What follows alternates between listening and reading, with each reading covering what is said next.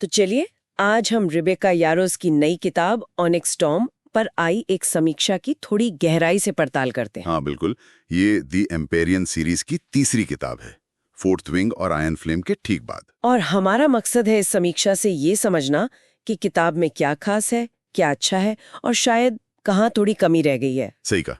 तो ये समीक्षा हमें फिर से वायलेट सोगेसिन की दुनिया में ले जाती है।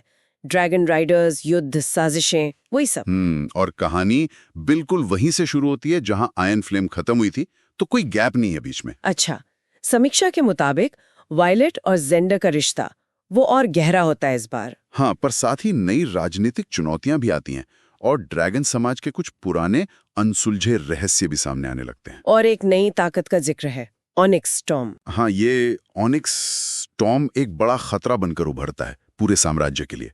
और वायलेट के लिए ये समझना मुश्किल हो जाता है कि भाई किस पर भरोसा करें, कौन अपना है कौन पराया। किरदारों की बात करें तो समीक्षा उनके विकास के बारे में क्या कहती है? हाँ, इस पर काफी जोर दिया गया है।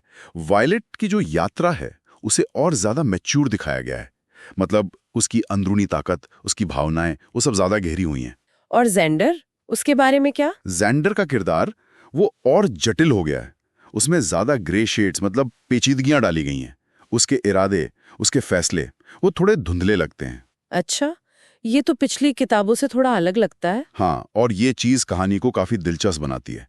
समीक्षा का मानना है कि ये न सिर्फ उसके किरदार को मजेदार बनाता है, बल्कि पूरी कहानी के नैतिक सवालों को भी उठाता है। और नए किरदार भी हैं। बिल्कुल, कमांडर अटोज और लायरा जैसे नए किरदार आते हैं जो कहानी में आप कह सकते हैं ताजगी और नए कॉन्फ्लिक्ट्स लाते हैं। और ड्रैगन्स, उनका क्या रोल है इस बार? पिछली बार तो वो अहम थे, पर क्या कुछ नया है? हाँ, ये एक बहुत ही दिलचस्प पहलू है जो समीक्षा बताती है।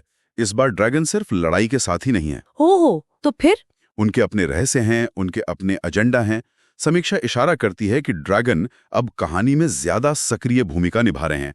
वो सिर्फ ताकतवर हथियार नहीं रहे। उनका इतिहास, उनकी अपनी सोच। हाँ, वो कहानी को एक नई परत देती है। कमाल है। मतलब सिर्फ इंसानों की पॉलिटिक्स नहीं, अब ड्रैगन पॉलिटिक्स भी। हाँ, कुछ वैसा ही। समीक्षा साफ कहती है कि ये किताब सिर्फ एक रोमांटिक फैंटेसी नहीं है। इसमें युद्ध की तैयारी, रणनीति, राजनीतिक दांव-पेच, इन सब का भी काफी बड़ा हिस्सा है। तो एक्शन, रोमांस और रणनीति, तीनों का मिश्रण। बिल्कुल, ये दिखाता है कि कहानी कैसे इन तीनों चीजों को एक साथ बुनती है। ये सिर्फ किरदारों के आपसी रिश्तों तक ही सीमित नहीं है। और लिखने का अंदाज, रेबेका यारोस की राइटिंग स्टाइल की तारीफ तो होती ही है। हाँ, समीक्षा में इसकी भी तारीफ है। कहा गया है कि विवरण बहुत जीवंत हैं, डायलॉग्स भावनात्मक हैं और एक्शन सीन्स वो काफी प्रभावशाली हैं। दुनिया इतनी साफ गढ़ी गई है कि पाठक को खुद को वही महसूस होता है। लेकिन जाहिर है हर कहानी की तरह कुछ कमजोरियां भी होंगी। समीक्षा में कुछ बताया गया है? हाँ, बताया गया है कि कहानी का जो बीच का हिस्सा है वो शायद कुछ लोगों को थोड़ा धीमा लगे, गति थोड़ी कम हो जाती है शायद। और जो राजनीतिक दांव-पेच हैं वो कुछ पाठकों को थोड़े भारी लग सकते हैं, खासकर अगर वो सिर्फ तेज एक्शन या रोमांस की उम्मीद कर रहे हो। समझ गई। और अंत में वो क्लिफहैंगर वाली बात। हाँ, समीक्षा कहती है कि अंत में कहानी को एक ऐसे मोड़ पे छोड़ा गया है कि आगे क्या होगा ये जानने की बेचैनी बहुत बढ़ जाती है। अगली किताब का इंतजार मुश्किल हो सकता है। अच्छा, तो कुल मिलाकर समीक्षा का निचोड़ क्या निकलता है? रेटिंग क्या है और किन लोगों को ये पढ़नी चाहिए? समीक्षा ने इसे 4.65 की रेटिंग दी है, जो काफी अच्छी है। ये सीरीज के प्रशंसकों के लिए तो जरूरी बताई गई है और उन लोगों के लिए भी सिफारिश की गई है जिन्हें सारा जे मास की सीरीज जैसे एकोटार या थ्रोन ऑफ ग्लास पसंद है। मतलब जिन्हें एक्शन, इमोशन और थोड़ी पॉलिटिक्स का मिक्स पसंद है।